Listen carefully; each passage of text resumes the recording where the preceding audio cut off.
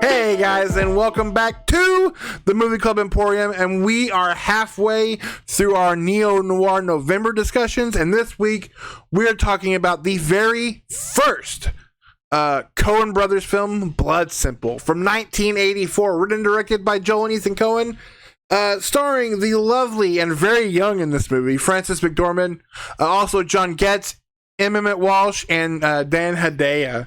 This is the Coen Brothers' first film.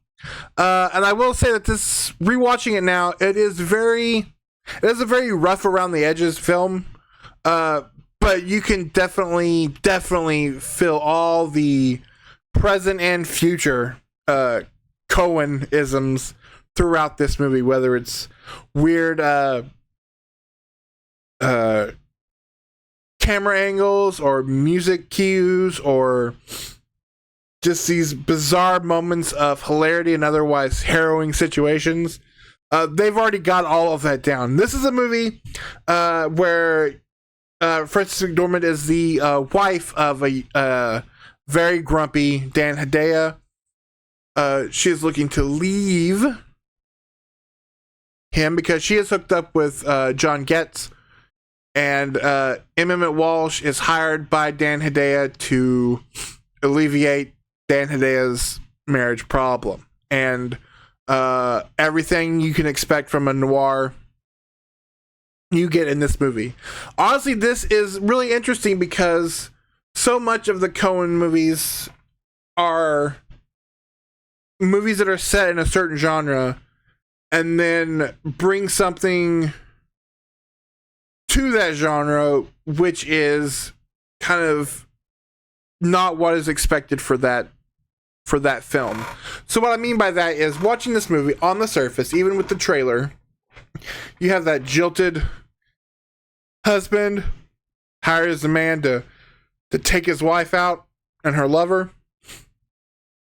This is very much kind of and it's a very southern, very sweaty movie. So going into it without knowing anything, you especially if you know this type of film, you're expecting something like Body Heat or The Big Easy, something very kind of sexy, sexy and sweaty and thrillery. And what's interesting is the Coen Brothers give you the thriller. This movie is a very sweaty movie because it takes place in Texas, but the whole setup is very much what you expect from like an erotic thriller. Again, like I said, both Body Heat, the Don Johnson movie, The Hot Spot is another one. But instead of, they take out all of the eroticism from this movie. I mean, there's a couple of scenes of them in bed together, but they're nowhere near filmed in any erotic sort of way. And they replace that with violence, which has kind of been their staple. When you have a movie like Burn After Reading, which is a silly comedy that explodes with very violent scenes. Even a movie like The Big Lebowski has moments that are absolutely, The big one, of course, is Fargo, and that's what I like about. You can tell they're definitely, that's their style. They're not there for kind of what you expect. They're bringing this stuff into these genres and replacing kind of what the mold is for this type of film. I will tell you this absolutely right now. Frances McDormand, this is her very first movie. She is absolutely fantastic. Her and Emmett Walsh carry this movie. Emmett Walsh is the most terrifying I've ever been of a Grampy since the actor from Michael Mann's Thief. I can't remember the actor's name who plays the head gangster, but I've only known him as like he's totally a grandpa character, and he's terrifying.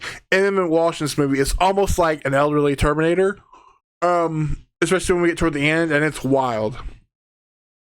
As much as they are great, and Dan Hedaya is great too, and what parts of the movie he's in, And John Getz is fine. John Getz, as an actor, to me, he seems miscast in this movie. I know kind of why they cast him as this strong, silent type, but for all my problems with John Getz in this movie kind of stem from the same problems I have with him in a movie like The Fly. He's just kind of the weakest link as a character to everybody else, and he's kind of the same in this movie. He's fine in the movie. The biggest problem in this movie is not really it's a problem, unless you're trying to watch this movie, like with any kind of like trying to rationalize it, is my God, the amount of misunderstandings in this movie. It's just if you're a screen talker, you will be sitting in your home just screaming at your television, just talk to each other, because so much of this movie could be avoided if people just told each other what they were thinking. But there's none of that in this movie, which leads to honestly one of the most pot-boiling scenes at the end of this film, which is absolutely fantastic. Again, I won't give any spoilers for this movie because you should check this out, especially if you love things like Fargo or The Big Lebowski, or plenty of movies we'll talk about at a later date. No Country for Old Men. One that I can't wait to talk about and someday, Miller's Crossing, which was their follow-up. Oh, or I guess Raising Arizona was their follow-up to this, and then Miller's Crossing. The movie is shot beautifully by Barry Sonnenfeld, who would go on to be a filmmaker in his own right. Again, it's just a movie that, while rough around the edges, absolutely puts you in that Coen world. It's absolutely beautiful.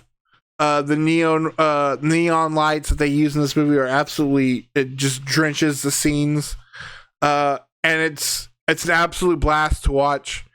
I don't want to get into any kind of spoilers for the movie because I think you should check this movie out.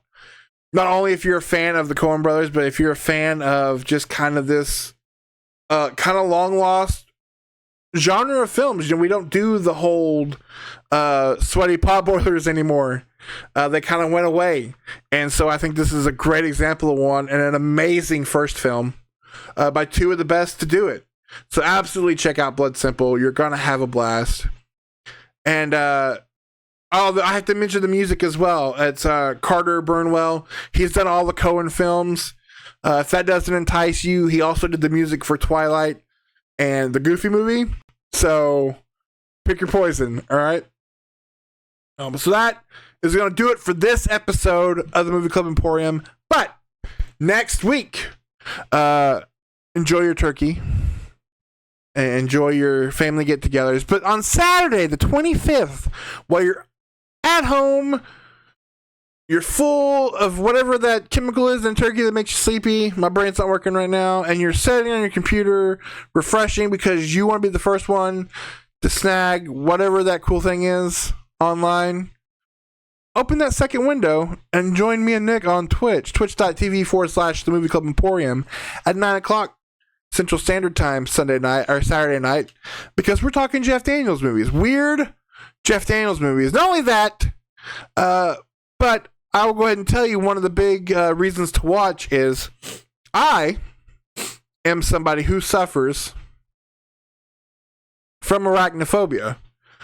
So naturally, for this Jeff Daniels live stream, I'm going to have to watch Arachnophobia. So be there for that, if for nothing else. And then join us next week here, as you can every week at 4 p.m. for brand new weekly reviews. But next week, we're going to wrap up our Neo-Noir November with my favorite director of all time, one of my absolute favorite directors. I use this month for no other reason than to make my wife watch his films. And we're talking about a doozy because we're talking about David Lynch's Lost Highway. So let's wrap up Neo-Noir November strong with a wild film. And again, still haven't got a way to figure out how we're going to do these endings. But I guess to go ahead with our noir quotes and to give you a little teaser for next week. Tickle Laurent is dead. Bye.